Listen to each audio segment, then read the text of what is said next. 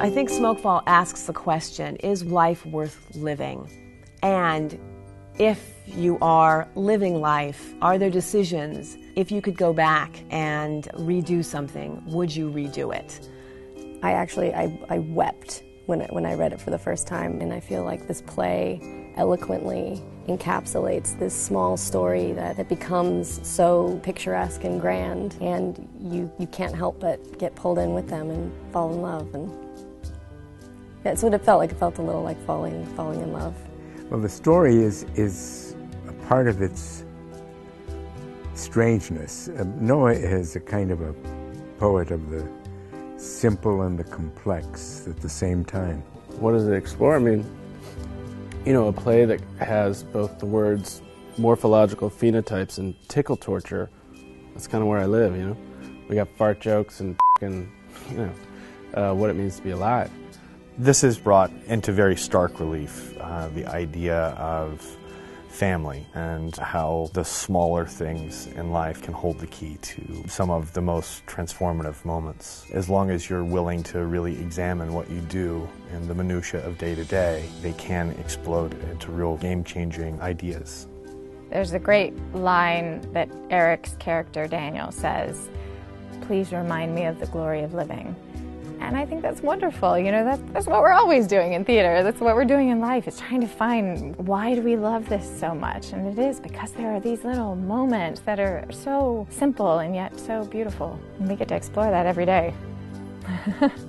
There's many, many plays and works of art and drama about what it means to live in the world.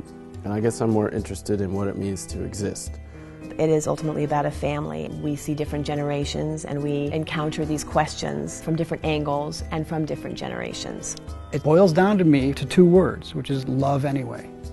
And it's about carrying on and choosing to continue to love and have the courage to love, despite the fact that every love story is built to be a tragedy right from the get-go, because somebody's going to leave or somebody's going to die and it's going to end.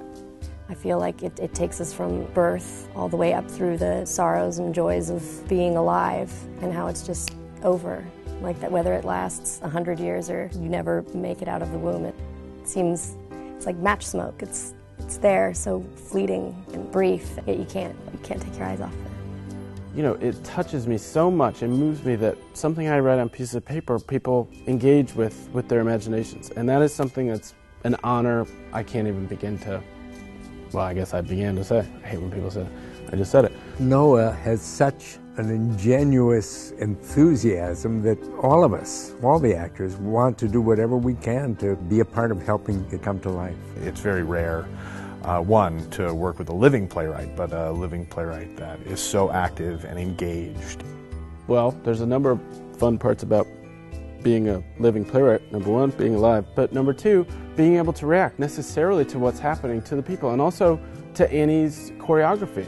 Like, you got a long cross, whoop, fill it up, like no problem. And a joke's not working, see you later. So it's a living thing. Annie has the gift of the great directors, and I'm very happy to be working with her.